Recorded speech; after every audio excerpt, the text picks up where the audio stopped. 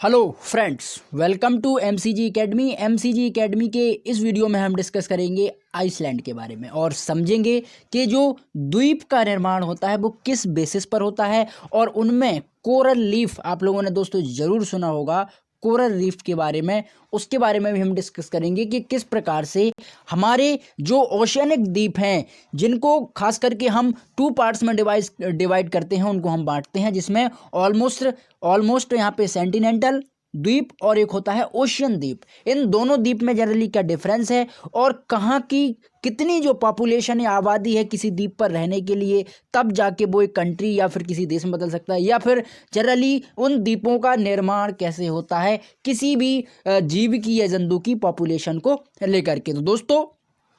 हमारे पूरे दुनिया भर में ऑलमोस्ट आप सभी जानते हो कि जब हमारी पृथ्वी का निर्माण हुआ, तब उस पृथ्वी के निर्माण के साथ जो हमारे ऑलमोस्ट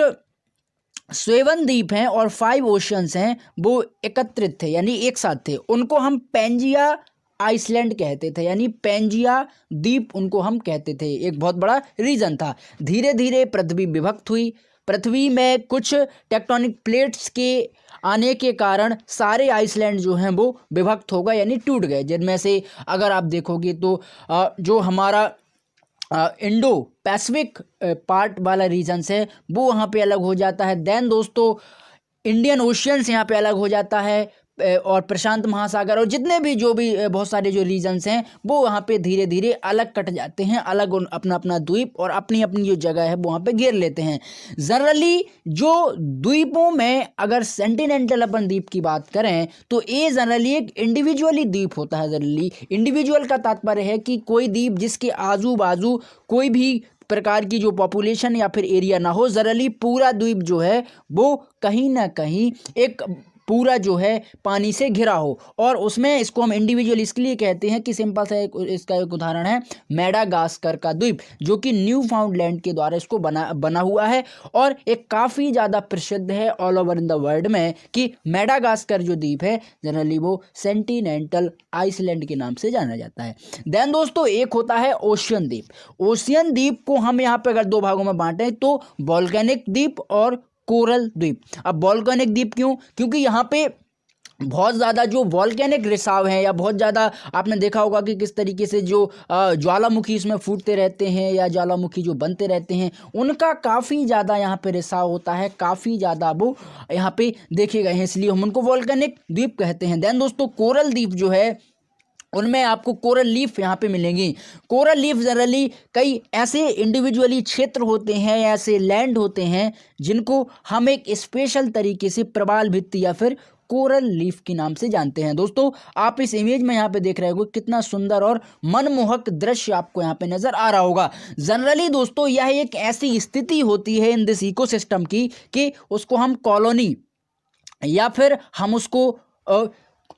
कोलेरियस ऑर्गेनिज्म कहते हैं, जिसको एक पारिस्थितिक तंत्र की भाषा में कालसी जीव का उपनिवेश कहा जाता है। कालसी जीव का उपनिवेश, जिसको हम सिंपल एक कोरल रीफ के नाम से जानते हैं। देन दोस्तों, जो कोरल वाला भाग है ये ऑलमोस्ट 2 प्रकार के जीवों के साथ आपस में समझौता करता है, जिनमें ऑलमोस्ट जू ऑक्सेंटाइल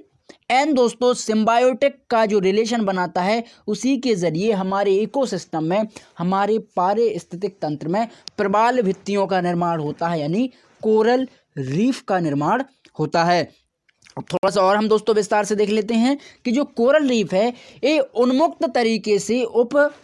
उष्णकटिबंधीय समुद्र में और विभिन्न प्रकार के प्रवाल जानवरों और समुद्री जीव जैसे मूंगा की चट्टानें, पॉपिल्स, कैंकेसिया की शैवालें और सेल बनाने वाले जो जीव हैं जनरली, जिसमें चूने से स्रवित पौधे की बड़ी और एवं कॉलोनियों को कंप्लाइट करने वाली या उसको कंपाइट करने वाली जो चट्टानें जनरली देखी जाती हैं, जिनको हम विभिन्न प्रकार से ऑलमोस्ट, हालांकि कई ऐसे छोटे बड़े जीव भी देखे गए हैं जिनकी कोशिकाएं एवं उनकी जो आंतरिक जो सेल्स हैं, जो इंटरनल कोशिकाएं हैं, वहाँ से दोस्तों कैल्शियम कार्बोनेट यहाँ पे स्रावित करने की जिन जीवों में क्षमता है, या एक जीव जो अजीब प्रकार से समुद्री भूमि में जन्म लेते हैं, वो जनरली हम कोरल रीफ के अंदर उनको ऐड कर देते हैं। और कोरल रीफ आम तौर पर इसको हम पपिल्स के नाम से भी जानते हैं, या फिर छोटे जानवरों में से होने वाले एक स्थान पर स्थित रहने वाले किसी रीफ को प्रमुख रूप से उसका हम संचालन करें, उसका हम एक ट्रांसफॉर्मेशन करें, या किसी ना किसी बेस पर हम एक स्पेशल जंतु या जीव को लेकर के हम उसका एक रीफ बनाएं, हम उसकी एक प्रबाल बनाएं, जिसको हम ऑलमोस्ट प्रबाल भित्ति के नाम से जानते हैं। अब इसमें दो फैक्टर यहाँ पे काफ़ी ज़्यादा एग्जिस्ट करते हैं, जिसमें एक होता है पपिल्स जो कि कैल्शियम से जनरली बना होता है, और एक होता है जो कठोर जो बाहरी कंकाल जनरली होता है, जिसको हम घोंगे की घोल के समान इसको ऐड करते हैं। यानी घोंगा जो होता है, आपने जनरली देखा होगा समुद्र में जो शिपली या इस प्रकार के जो जीव आपको देखने को मिलते हैं, उसको हम घोंगे की श्रेणी में ला देते हैं। देन दोस्तों इसका जो हाईएस्ट एक रेंज होता है जो कि काफ़ी ज़्यादा ग्रोथ करता है 0.3 सेंटीमीटर से लेकर के 10 सेंटीमीटर पर ईयर, यानी एक साल में इतना ग्रोथ लेता है 0.3 सेंटीमीटर से 10 सेंटीमीटर की रेंज में। देन दोस्तों कोरल रीफ जो है इसकी जो ग्रोइंग होती है ऑलमोस्ट 5000 से लेकर के 10,000 सालों तक इसके जो जीव हैं, जो उसमें पलने वाले जंतु हैं, वो इतने लेवल तक यहाँ पे ज़िंदा रहते हैं। अब थोड़ा सा दोस्तों हम देख लेते हैं कि इसकी जो फेवरेबल कंडीशन है कोरल रीफ की, वो कितनी एग्जैक्टेंस है और कितने ठंडे और गर्मी में वो अपने आप को सस्टेन कर पाते हैं, या फिर अपने आप को वो एक लेवल तक उसको ले पाते हैं। दोस्तों अगर हम वार्मर ट्रॉपिकल सेंस की बात करें, यानी एक उष्णकटिबंधीय समुद्र में जो अच्छे पनपने वाले जो पानी में स्थायित्व जीव हैं, वो जनरली नीचे ऑलमोस्ट 20 डिग्री सेल्सियस की लगभग ठंडी धाराएं में वहाँ पे नहीं पनप पाते, लेकिन उनकी जो मोस्ट ऑफ द कैपेबिलिटी होती है कि वो यहाँ पे कोरल रीफ आमतौर पर महाद्वीप की पश्चिमी तट पर अनुपस्थित क्यों हैं, क्योंकि इनका जो absent of the western coast है वो इनके लिए काफ़ी महत्वपूर्ण होता है। देन दोस्तों काफ़ी किफ़ायती होता है। इसके अलावा अगर हम देखें तो पानी की गहराई में ऑलमोस्ट 180 फीट और 30 फीट से अधिक नहीं होनी चाहिए, क्योंकि इसकी जो सीमा है, सीमा मतलब यानी रेखा है जो इसकी, तो सूरज की रोशनी यहाँ पे इस प्रकार संश्लेषित होती है, या फिर जनरली यहाँ पे इस प्रकार का प्रकाश संश्लेषण हमें देखा गया, हम उसको देख पाते हैं या देखा गया है कि प्रकाश संश्लेषण से बहुत वो जो प्रजाति है, वो जो जीव हैं जनरली, वो यहाँ पे कहीं ना कहीं बेहोश होते हैं, और उनकी जो प्रॉपर और उनकी एग्जैक्ट जो लोकेशन है वो कहीं ना कहीं एक जगह से दूसरी जगह ट्रांसफ़र कर जाती है, एक जगह से दूसरी जगह स्थानांतरित हो जाती है। देन दोस्तों खारा पानी भी यहाँ पे होना चाहिए, तब जाके वो एग्जिस्ट करेगी, और उसके अलावा तलछट में मुक्त होना चाहिए। इस प्रकार का कोरल जो समुद्र के पानी में सिल्ट तटों से दूर और सबसे जो बेहतर तरीके से जीवित रहने के लिए उनको समुद्र के किनारों पर विकसित किया जाता है, तब जाके वो यहाँ पे कोरल रीफ और अच्छे से उनका जो वृद्धि और विस्तार है वो वहाँ पे हम देख सकते हैं। आप इस इमेज में देख पा रहे होंगे, एक कोरल रीफ का सबसे नायाब और सबसे अच्छा एक उदाहरण है कि इस बेसिस पर हम उसको उत्पन्न कर सकते हैं। हम उन कोरल रीफ में पलने वाले जो जीव हैं उनको हम बेहतर तरीके से बना सकते हैं, देन हम उनको बेहतर तरीके से